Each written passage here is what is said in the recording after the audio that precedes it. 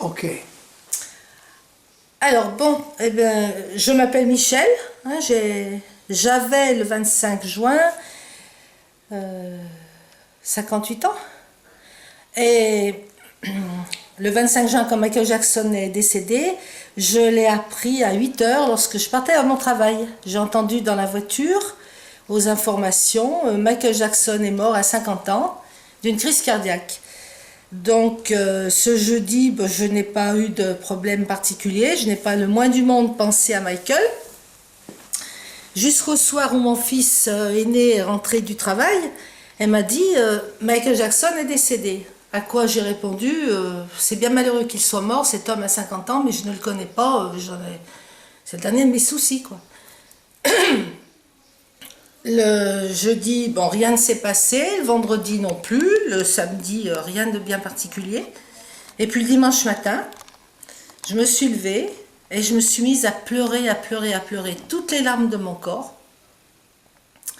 Et la première pensée qui m'est venue à l'esprit, Michael Jackson est mort, qu'est-ce que je vais devenir sans lui? Et à partir de cet instant-là, j'ai commencé à écouter, à chercher sur Internet sa musique, des bouquins, et le mercredi suivant, parce qu'avant je ne pouvais pas me déplacer à cause de mon travail, je suis allée acheter à la FNAC tout ce qui le concernait, des disques, enfin les CD, DVD, bouquins, enfin tout ce qui concernait Michael Jackson, voilà.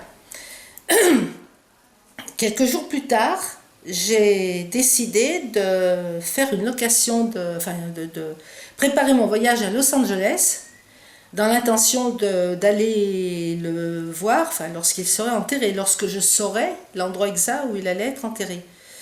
Et donc, j'ai fait une réservation. Je voulais réserver 15 jours de voyage, 8 jours de voyage de découverte de Los Angeles et des environs, et puis 8 jours en solo pour pouvoir me déplacer sur Forest Lawn, puisqu'après j'ai su qu'il allait être enterré là-bas. Voilà.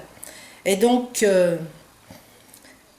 je suis allée dans une agence de voyage et la personne m'a dit qu'il était trop tôt pour faire une réservation. Mon intention à moi était d'aller à Los Angeles le 25 juin de l'année suivante, c'est-à-dire à la date anniversaire de sa disparition.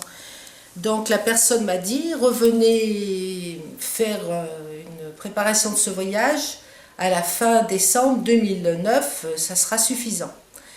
Bon, entre-temps, j'étais beaucoup sur Internet et j'ai rencontré des filles qui avaient décidé d'aller à Los Angeles. Donc on a combiné un voyage tout ensemble qui s'est traduit en fait par mon isolement, parce que bon, depuis le juin 2009 jusqu'à, on va dire, décembre, janvier de l'année suivante, j'ai été dans une véritable distress, une véritable tristesse, beaucoup de pleurs au quotidien, parce que Michael me manquait.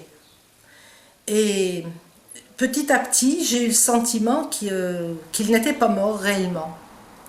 Et quand j'ai expliqué ça aux filles qui devaient partir avec moi à Los Angeles, eh bien elles m'ont purement et simplement rejeté, laissé tomber, en me demandant même de renoncer à mon voyage parce qu'elles m'ont traité d'hypocrite. Elles ont dit que j'avais trahi Michael, que j'étais irrespectueuse, etc., etc. Ça serait trop long à expliquer.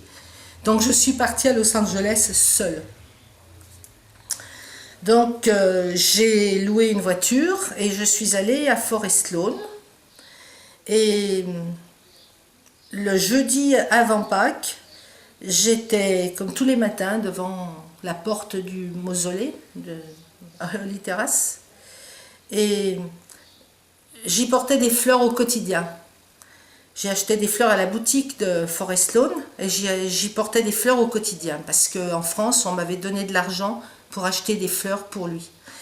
Et donc un matin, avant Pâques, là, je vois arriver un couple de jeunes gens et la fille sonne à l'interphone de Holy Terrace. J'avais essayé tous les jours où j'y allais de sonner afin de pouvoir entrer, mais personne ne m'a autorisé à y entrer.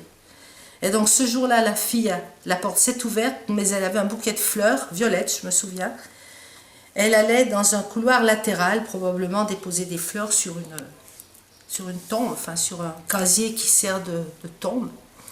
Et donc j'ai profité, je me suis engouffrée véritablement dans le couloir du mausolée.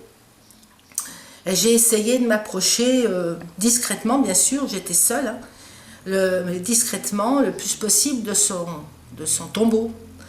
Et j'ai eu le temps de voir qu'il y avait quelques fleurs, c'était des roses, il me semble, par terre, deux, trois petits bouquets par terre. Et puis j'ai surtout eu le temps de voir, parce que j'étais à peu près à 1,50 m, 1 mètre à peu près, hein, de voir qu'il n'y avait strictement aucune inscription sur sa tombe.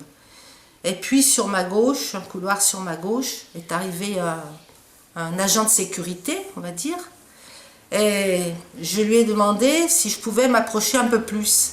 Mais comme je ne parle pas l'anglais correctement, cet homme a compris que j'étais française, et il m'a dit « Vous n'êtes pas autorisée, madame, à rester ici, je vais vous demander de sortir. » Donc je suis sortie, voilà. Donc j'ai eu l'immense chance de pouvoir entrer dans Holy Terrace. Et puis ensuite, eh bien, le 5 avril, j'étais devant le tribunal de Temple Street, lorsqu'il y avait, je pense, une audience concernant Murray.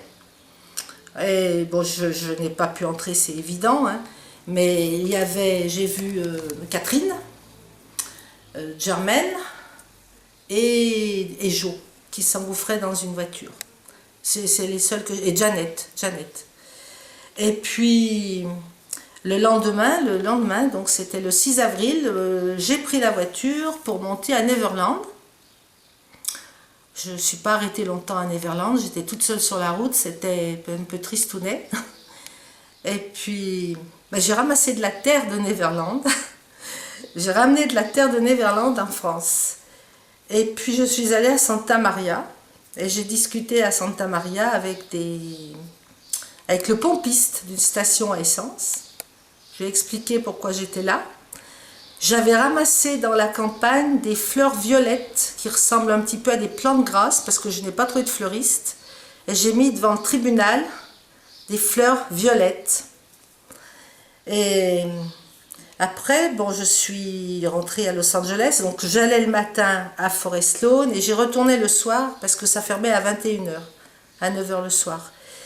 Et j'ai toujours discuté avec une dame qui s'appelait Leonora, qui était à l'accueil du parc et qui était aussi au musée.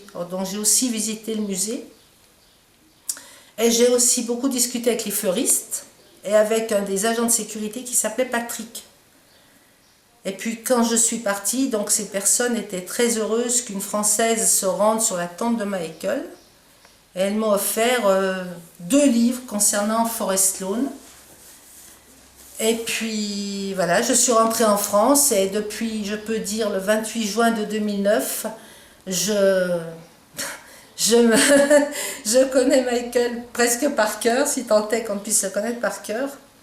Et puis entre-temps, j'ai appris qu'il y avait une action que William Wegener entamait. J'ai su aussi qu'il y avait eu un séminaire le 12 septembre de 2010, je crois, à Los Angeles, avec Tom Mesereau.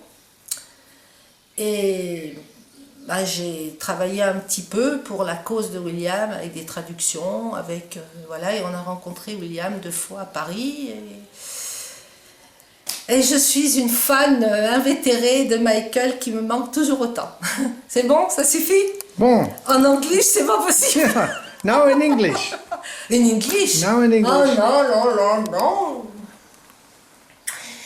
J'ai oublié de dire que avant le 25 juin, j'ignorais tout de Michael Jackson. Je ne connaissais que son nom. But it's difficult to explain from the beginning to today. Difficult to explain. You said it in French. That's pretty good. You said it in French. En français? En français. Eh ben, mon histoire avec Michael a commencé le 28 juin 2009. Et depuis ce moment-là, je suis toujours avec Michael. Voilà. Voilà.